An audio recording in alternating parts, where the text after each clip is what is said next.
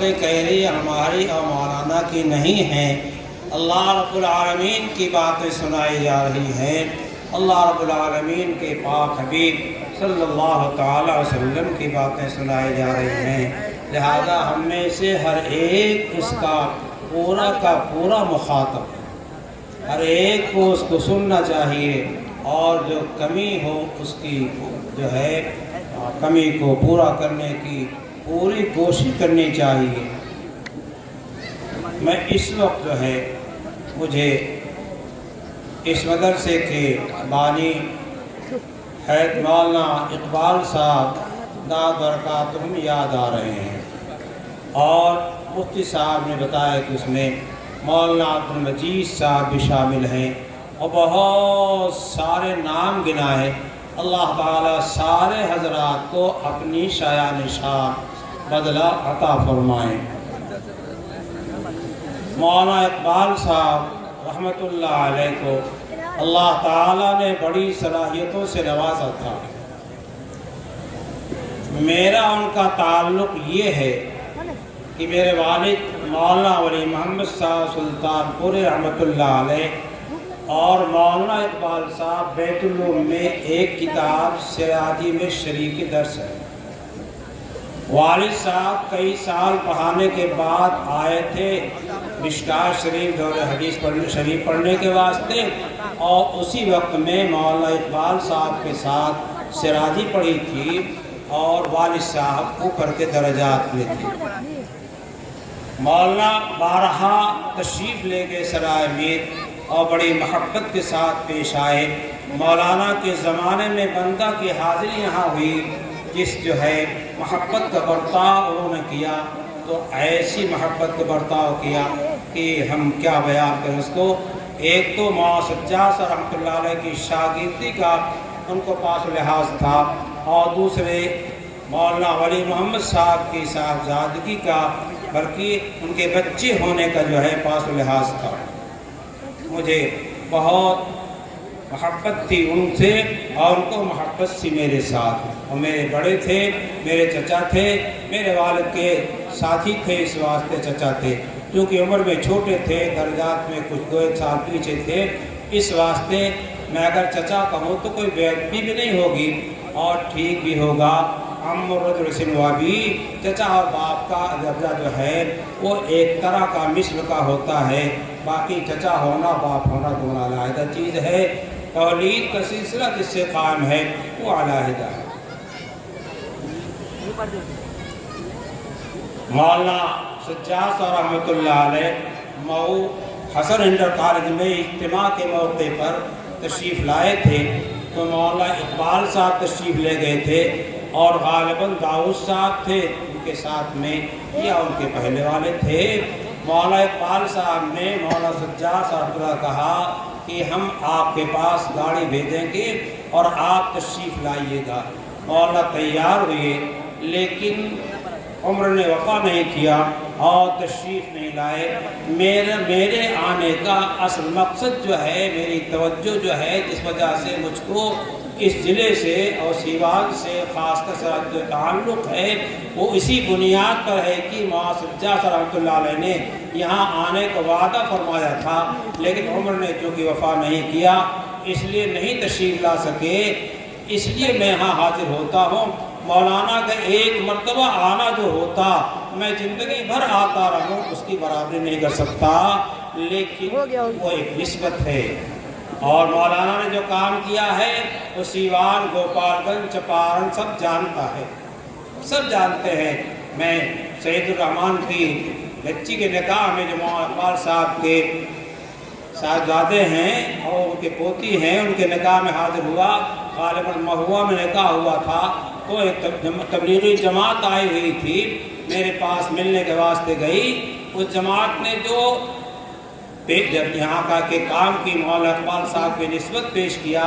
تو کہا کہ یہاں جس گاؤں میں جاؤ مولوی اقبال، جس گاؤں میں جاؤ مولوی اقبال، جس گاؤں میں جاؤ مولوی اقبال، یہ آخر میں اقبال تھے کون؟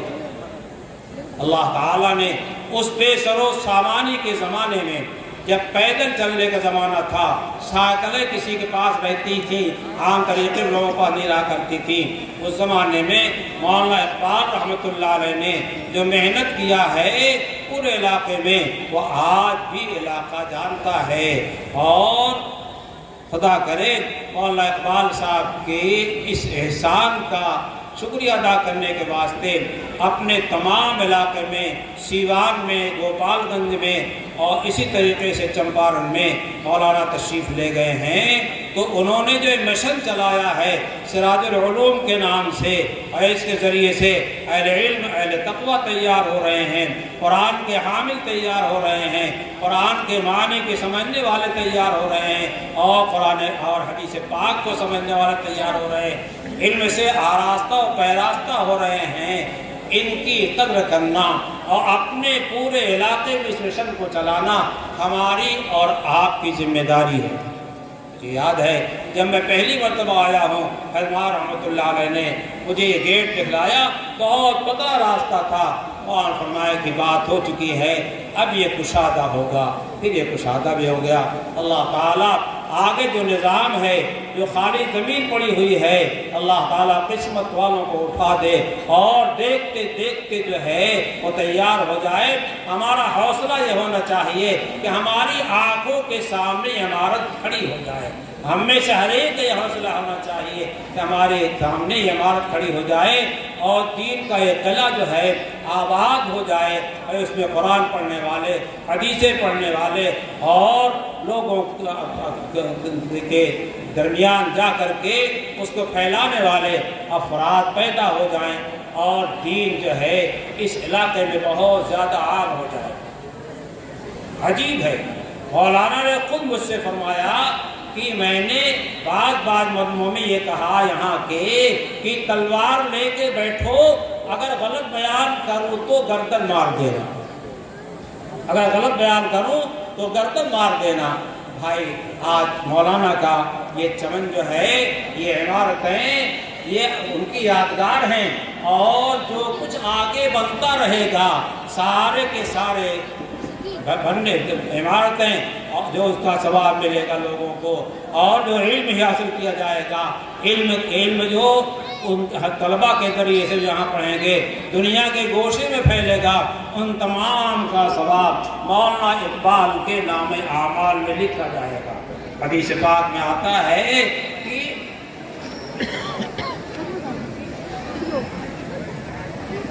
صدقہ جاریہ چھوڑ کر کے جاؤ، صدقہ جاریہ چھوڑ کر جاؤ۔ ہاں، تین چیزیں ہیں،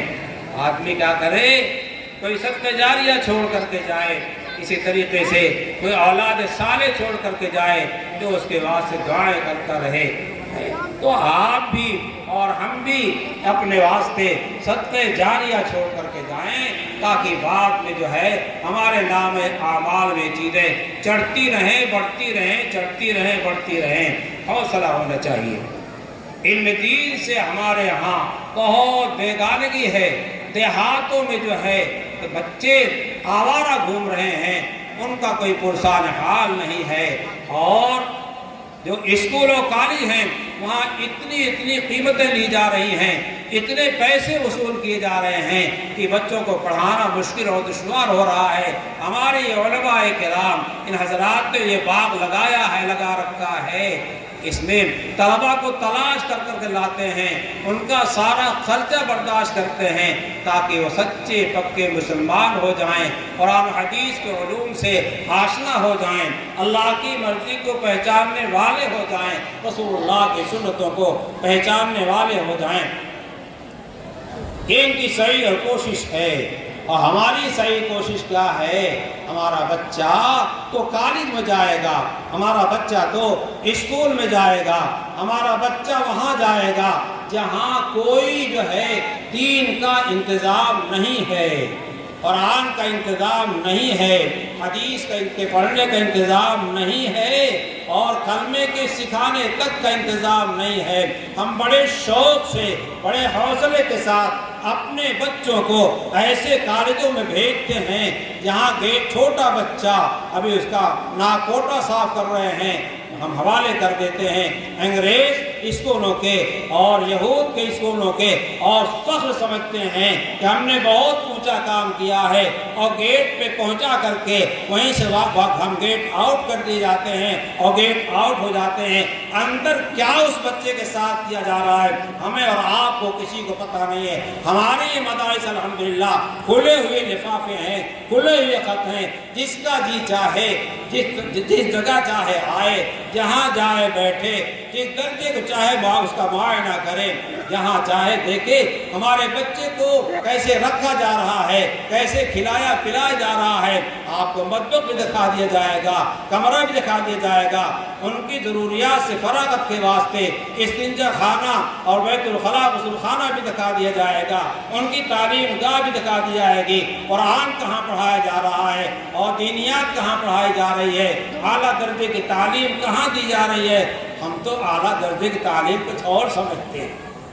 اعلیٰ درجے کی تعلیم ہم کچھ اور سمجھتے ہیں. اعلیٰ درجے کی تعلیم مسلمان نہیں ہر انسان کے واسطے وہ تعلیم ہے جو اللہ تعالیٰ کی دی ہوئی ہے. وہ قرآن ہے, وہ حدیث ہے, وہ قرآن کے اندر ہے, حدیث پاک کے اندر ہے. اس کی تعلیم کے واسطے ہمیں اور آپ کو اپنے کو پیش کرنا چاہیے اور اپنے بچوں کو پیش کرنا چاہیے, اپنے بچوں کو پیش کرنا چاہیے. آج حال یہ ہے کہ ہمارے نوجوان بچے اسکولوں میں کالجوں میں جا کر کے بڑے بڑے انجینئر, بڑے بڑے ڈاکٹر اور بڑے بڑے فنکار بن کر کے جو ہے